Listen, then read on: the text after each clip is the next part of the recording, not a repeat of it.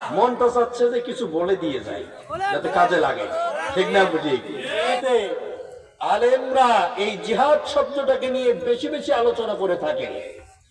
আলেম সমাজ সবচেয়ে বেশি এই জিহাদের উপরে ভূমিকা রাখতে চায়, আর একদিকে জালেমরা তাদেরকে অপবাদ দিয়ে, জঙ্গির অপবাদ দিয়ে রুমের ভিতরে ঢুকায়। কথা বলেন, কথা ঠিক কিনা? আজকে কোরআন হক বাস্তব, কোরআনের ব্যাখ্যা বিশ্লেষণ করার পরে যারা সহ্য করতে পারে না, যারা আলেমদের উপরে অপবাদ চাপায়া দিয়ে, যারা দোষারোপ করে, যারা আলেমদের ক্ষতি করে, ইসলামের যারা ক্ষতি করতে চায়, তারা দুনিয়ায় লাঞ্ছিত হবে, পরকালে অপমানিত হবে। কথা বলেন ঠিক কিনা? আল্লাহ কি ওদের এমনি এমনি ছেড়ে দেবে? ধরা খাবে না? ধরা খাবে কিনা?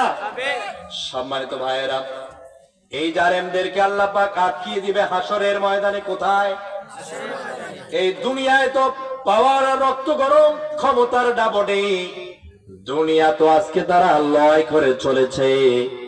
হাসরের ময়দানে আমার আল্লাহর সামনে কারণ নেতাগিরি চলবে নাকি? এ হাসরের ময়দানে জালেমগুলো কিভাবে ধরা খাবে আপনি জানেন? কোরআন বলছে, وَمَنْ أَعْرَضَ عَنْ ذِكْرِي فَإِنَّ لَهُ مَعِيشَةً ضَنكًا وَنَحْشُرُهُ يَوْمَ الْقِيَامَةِ أَعْمَى। আল্লাহ পাক সকল জালেমদেরকে ওয়ামান আ'রাদা আন যিকরি বলেছেন, যারা আমার জিকির, কোরআন, হাদিস, নামাজ, রোজা, হক ও সত্য বাস্তব থেকে যারা বিমুখ হয়ে যায়, মুখটাকে যারা ফিরে নেয়, সত্যটাকে যারা ভালোবাসে না, হকটাকে যাদের পছন্দ হয় না, ওরাই হচ্ছে বড় জালেম। কথা বলে না কেন? আল্লাহ পাক বলেন, ওদের জন্য দুনিয়াটা হবে সংকীর্ণ জীবন, আর আখিরাতের দিনে আমি তাদের অন্ধ করে উঠাবো। কি করে উঠাবে?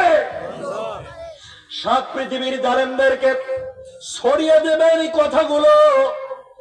আজ দুনিয়াতে আমাদের কোনো পাওয়ার নাই, আমাদের কোনো অস্ত্র নাই, শস্ত্র নাই, পাওয়ারও ক্ষমতা নাই, কিছু আমরা করতে পারবো না, কিন্তু এমন একজন ক্ষমতাসীনের কাছে সেই দিন ধরা পড়তে হবে, সেই দিন ওই জালেমদেরকে অন্ধ হয়ে উঠাতে হবে। জালেমরা অন্ধ হয়ে হাসরের ময়দানে দাঁড়াবে, আল্লাহ পাকের সামনে দাঁড়ায় বলবে, ক্বালা রাব্বি লিমা হাশারতানি আ'মা ওয়া ক্বাদ কুনতু বাসীরা।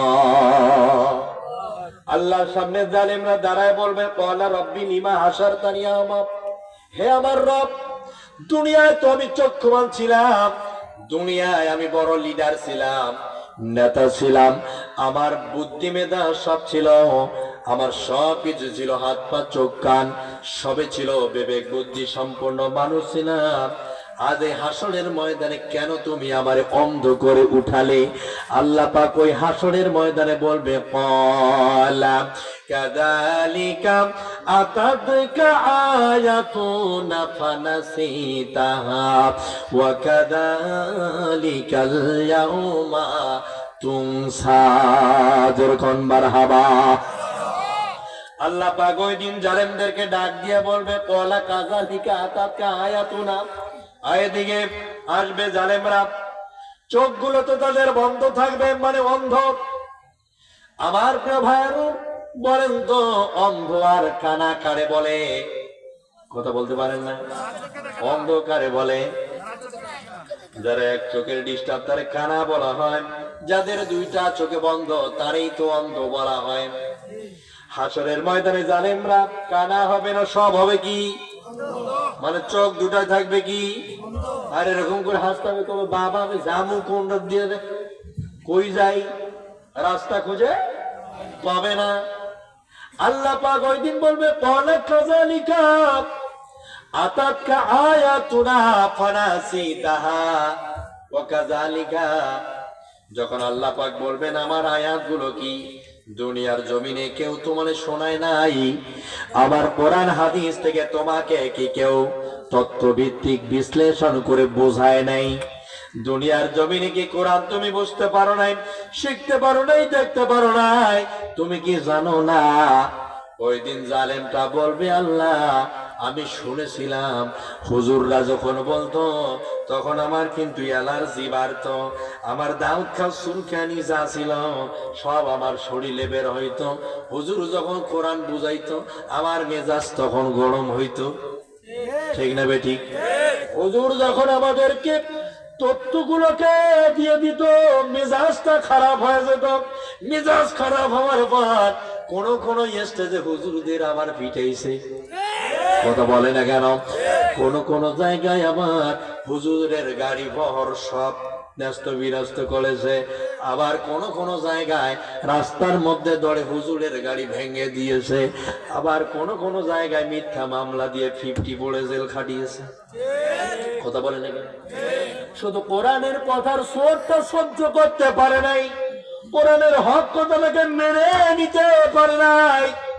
ওরা মনে করে হুজুররা মনে হয় এগুলো বানায় বলে রে, না হুজুররা এগুলো বলে না, হুজুররা বলে ওহীয়ুহা, হুজুররা বলে ওহীর মাধ্যমে যে কোরআন নাযিল হয়েছে সেই কোরআনের আয়াতের ব্যাখ্যা প্রেক্ষাপটের সঙ্গে মিল করে বলে। ঠিক না বেঠে? ওই দিন জালেমটাকে ধরা হবে। তুমি কি এগুলো জানতে না? জালেমটা বলবে, হ্যাঁ আমি জানতাম, বুঝতাম, শুনতাম, কিন্তু মানতে পারি নাই। আল্লাহ আজকে কি আর একটু আমাকে সময় দেওয়া যায় না? আমি যদি আর একটা বার দুনিয়ায় যাইতে পারতাম, আমার চেয়ে বড় মুফতি সাহেব আর কে হইতো, আমার চেয়ে বড় মুহাদ্দিস আর কেউ হইতে পারতো না, আমার মতো ইমানদার, আমার মতো মুত্তাকি আর কেউ হইতে পারবে না। একটা বার পাঠান, আমি এবার হোমড়া সমড়া হয়ে আসি। আল্লাহ পাক বলবেন, আজকে দ্বিতীয়বার ফেরত যাওয়ার কোন সাজ আছে নাকি? কথা বলে না কেন? দ্বিতীয়বার আর হবে না। 60, 70, 75 বছরে জীবন জিন্দেগি পাইয়া কি যে মশান রে ভাই, মই কি হলু রে, মোর ভাতার চকি দেয়ার, মোর মতো আর হয় না, মোর মতো আর কেউ আছে নাকি? ঠিক না বেঠি? এমনটা বলে কি না? আমার প্রিয় ভাইয়েরা, আপনার ধরেন একটা মোটর সাইকেল বাসায় আছে, একটা বাইক, আপনি যদি বাজারে আপনি আপনার বাইকটাকে নিয়ে 2-4টা রাউন্ড না দেন, এলাকার মানুষ অথবা বাজার শহরের মানুষ কি বুঝবে যে আপনার একটা বাইক আছে? বুঝবে না। এজন্য আপনার কাজ যদিও না থাকে, আপনি তারপরে বাজারের মধ্যে কিন্তু 2-3টা পিকআপ মানেন। তা আমি যে নেতা, আমি যদি আপনারে একটু ভালো মন্দ নাই দিলাম, আপনার দোষ করলেও যদি না দেই, আপনি ভালো কাজ করছেন সেটাতেও যদি না দেই, তাহলে কেমনে মানুষ বুঝবে যে আমি নেতা? এজন্য ভালো মন্দ কিছু দেখার দরকার নাই, শুধু ঢুকাও। কথা বলে ঠিক না বেঠি? ঠিক না বেঠি? ঠিক না? একটা গাছ কুড়ালকে প্রশ্ন করেছিল, ও কুড়াল ভাই, কুড়াল ছেড়ে গাছ কাটে পাহাড়ে। এই কুড়ালকে গাছ প্রশ্ন করেছি, কুড়াল ভাই তুমি আমারে কাটো কেন? কুড়াল বলেছে, আমি কি তোরে কাটি সাথে? তোর জাতি ভাই ঢোকা আছে আমার পাছার ভিতরে। আজ ভারতের কোন হিন্দু এসে বাংলাদেশে কোন আলেমের ক্ষতি করে নাই,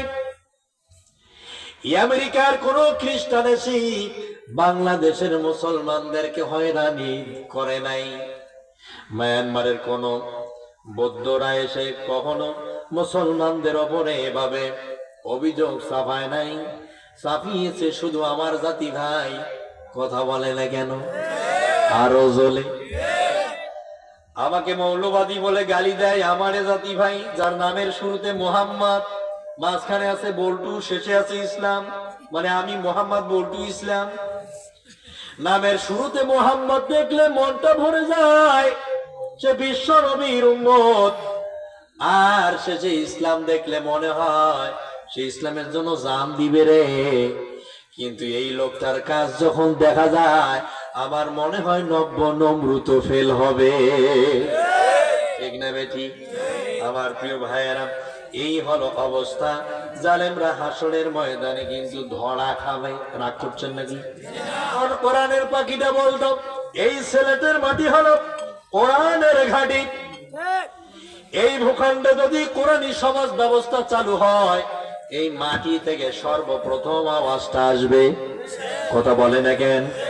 এই মাটির 99% মানুষ এই আল্লাহর কোরআনের জন্য জান দিতে রাজি আছে। কারা কারা দেখি তো লিল্লাহি তাকবীর। আল্লাহ কবুল করুন। আমার প্রিয় ভাইয়েরা, হাসরের ময়দানে সেই দিন জালেম স্পষ্ট ভাবে ধরা যখন খাবে, ও বলবে আল্লাহ আমাকে ছেড়ে দেন, আমি বাঁচতে চাই, আর একবার যাইতে চাই। আল্লাহ বলবেন আর যাওয়ার কোনো চান্স নাই। যখন সে দেখবে আল্লাহ কখনোই তাকে ছাড় দেবে না, ছাড়বে না, তখন এই জালেমটা চিন্তা করবে দুনিয়ায় তো বহুত ভুল ভাল কাজ করে হাজী সাহেব সাইজা ছিল। জালেমটা চিন্তা করবে দুনিয়ায় বহুত মানুষের ক্ষতি করে, মিথ্যে মামলা দিয়ে জেল খাটাইছি, মানুষ ধরতে পারে নাই আমাকে, আমি পার পেয়ে গেছি। মানুষ আমাকে বুঝতে পারে নাই, আমি পার পেয়ে গেছি। দেখি তো আজ হাসর ময়দানে আল্লাহর সামনে মিথ্যা বলে কোনো পার পাওয়া যায় নাকি? আল্লাহর সামনে ওই দিন জালেমটা প্রকাশ্য দিবালোকে বলে দিবে আল্লাহ আমি এতটা খারাপ মানুষ ছিলাম না, আমার মতো হাজী সাহেব, আমার মতো ভদ্র মানুষ, আমার মতো স্মার্ট মানুষ আর কে হতে পারে? আমি এগুলো করতে পারি না। আপনার ফেরেশতা আজকে যেই আমলগুলো আমার উপরে চাপিয়ে দিয়েছে, এই আমলগুলো আমার নয়, আপনার ফেরেশতা ভুল করেছে, ও সলিমুদ্দির আমল এনে আমি কলিমুদ্দির উপরে চাপাইছে। আমি মানি না, এগুলো আমার আমল নয়, এগুলো আমি করতেই পারি না। আমি ভদ্র মানুষ, আমি ইমানদার, দেখেন না আমার মুখে দাড়ি, আমার মাথায় টুপি, আমি তো 5 ওয়াক্ত নামাজ না পড়লেও পাঞ্জাবিটা তো গায়ে দেই। সুবহানাল্লাহ, ঠিক না বে ঠিক? আমার প্রিয় ভাইয়েরা, লেবাস দেখলে মনে হয় আল্লাহর ফেরেশতা, কাজ দেখলে মনে হয় নমরুদ, ঠিক না বে ঠিক? সম্মানিত বন্ধুগণ, ওই দিন আল্লাহ পাক বলবেন আমার ফেরেশতা কখনোই ভুল করতে পারে না, আমার ফেরেশতা কখনোই অন্যের আমলনামায় ভিন্নর উপরে চাপায় না, আমার ফেরেশতা কখনোই এই ত্রুটিটা করবে না রে, আমার ফেরেশতা কখনোই এই ভুলটা করবে না। যেহেতু তুমি আজ তোমার মামলার আপিল করেছো, এই আমলনামা তোমার নয়, সেহেতু আবার তোমার মামলার শুনানি হবে। জোরে কান আল্লাহু আকবার। আল্লাহ পাক বলবে জালেম দুনিয়ায় মিথ্যা বলতে বলতে আজ হাসরের ময়দান হচ্ছে, আজ যে শেষ দিবস রে, আজ যে বিচারের দিন, তুমি কি জানো না আমি হলাম আজকে আহকামুল হাকিমিন? তুমি কি জানো না আজকে আমার সামনে কোনো মিথ্যা বলে কেউ পার পাবে না। দাঁড়াও, তোমার মামলার শুনানি আর একবার হবে। শুনে নাও, তোমার জন্মের থেকে শুরু করে নিয়া মৃত্যু পর্যন্ত প্রতিটি কৃত কালাম, প্রত্যেকটি কাজ স্বজনে স্বপনে নির্জন গোপনে একান্ত ভাবে যাহা করেছ, রাতের অন্ধকারে আর দিনের আলোতে যাহা করেছ, সব কিছু অডিও ভিডিও রয়েছে। কিরামান কাতিবিন ইয়ালামুনা মা তাফআলুন। আল্লাহ পাক অর্ডার করবেন, ঘোষণা দেবেন, ও ফেরেশতারা আজকে এই জালেম বান্দা আমার, ও আজকে তার মামলার রায় পেতে চায় আর একবার। আমার ফেরেশতারা কি ভুল করেছে? অন্যের আমল আমার নাকি এনে তার উপরে চাপিয়েছে, এটা নাকি আমার ফেরেশতা করেছে। অতএব তোমরা দুইজন, অর্থাৎ কিরামান আর কাতিবিন, একজন সুলেখক আর একজন কুলেখক, এই দুই ফেরেশতাদের সারাটা জীবন ফাইলটা লিখেছ। একটি ফাইল যে তোমরা কোড করেছ, এই কোডটাকে বের করো। সঙ্গে সঙ্গে ফেরেশতারা এই দুটি ফাইল বের করবে। একটা ভালো আর একটা মন্দ যখন বের হয়ে যাবে, তাদের সামনে যখন পেশ করা হয়ে যাবে, তখন ওরা কিন্তু অবাক হয়ে দেখবে। জালেমরা বলবে আহারে, আমি আর নেতা দুজন মিলে গোপনে গোপনে কামটা ঘটিয়েছিলাম, এই খবর দুনিয়ার কেউ জানতো না। এই কথা আজকে এই জায়গায় কিভাবে রেকর্ড হইল, এই কথা আজকে এই জায়গায় কিভাবে ভিডিও হলো, এই জায়গায় কিভাবে ফাইল তৈরি হলো, এ তো মাথায় ঢোকে না। যখন এই লোকটা ওই জায়গায় বলতে থাকবে, তখন আল্লাহর ফেরেশতারা বলবে, এতে দেখো তোমাদের কার্যক্রম এগুলো। লোকগুলো অবাক হয়ে যাবে, নিম্নগামী যখন হয়ে যাবে মাথা নত করবে।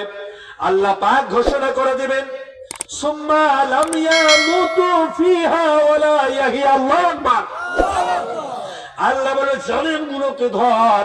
দুনিয়ায় মানুষের উপর জুলুম করেছে, দুনিয়ায় মানুষের উপর অত্যাচার চালিয়েছি, নিজে তো মানে নাই আমাকে, আবার অন্য কেউ মানতে দেয় নাই। অতএব জালেমগুলোকে ধর আর ওই জাহান্নামের মধ্যে নিক্ষেপ কর, যে জাহান্নামের নাম হলো ইয়াহিয়া। নাম কি? আরো জোরে, জোর হচ্ছে না। ইয়াহিয়া নামক জাহান্নামে নিক্ষেপ করে দাও। ইয়াহিয়া নামের জাহান্নামের ভিতর যখন এই জালেমদেরকে নিক্ষেপ করা হবে, জালেমগুলো জাহান্নামের ভিতরে চলে যাবে। এই জাহান্নামের ফেরেশতার একটা বর্ণনা রয়েছে, সেটি হলো জাহান্নামের একজন ফেরেশতার নাম হলো মালিক ফেরেশতা। সে হচ্ছে বোবা, মানে কথা বলতে পারে না, বাক শক্তি তার নাই। সে হবে বয়রা, মানে কানে শুনবে না। সে হবে বোবা, কথা বলতে পারবে না। সে হবে অন্ধ, চোখ দিয়া দেখবে না, কথা বলবে না, শুনবে না। এই দুনিয়ার কোন জালেম যদি জাহান্নামের ভিতরে পা ধরে যদি কান্নাকাটি করে, আল্লাহর ফেরেশতা, মানে বাঁচাও, শাস্তিটা একটু কম করে দাও, আমাকে মাফ করো, কোনো কিছু শুনবে না, কোনো কিছু দেখবে না, কোনো কিছু বলারও মতো তার ক্ষমতা থাকবে না। ওই দিনেই মালিক ফেরেশতার হাতে জালেমরা সোজা হবে। কথা বলেন, কথা ঠিক কিনা?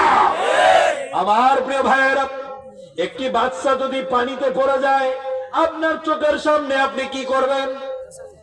কথা বলেন, কি করবেন?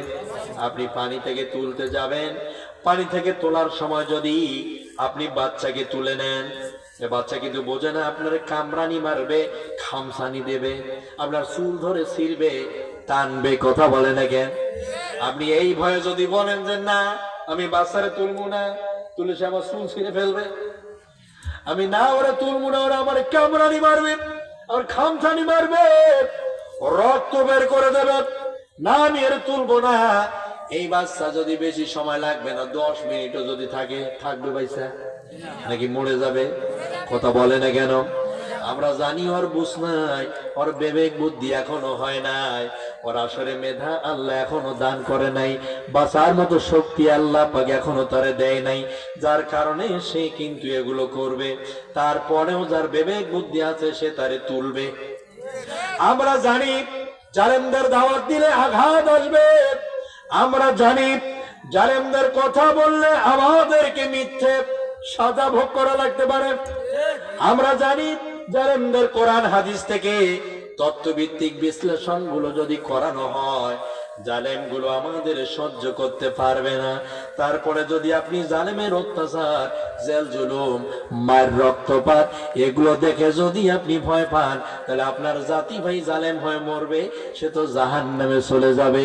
এই কারণে আল্লাহর কাছে আপনাকে জবাবদিহি করা লাগবে। যতই মারুক, যতই রক্তপাত করুক, যতই কষ্ট দিক, যতই জেল জরিমানা করুক দেখেন, তারপরেও এই কোরআন আমাদের বলাই লাগবে। কথা বলেন ঠিক কিনা?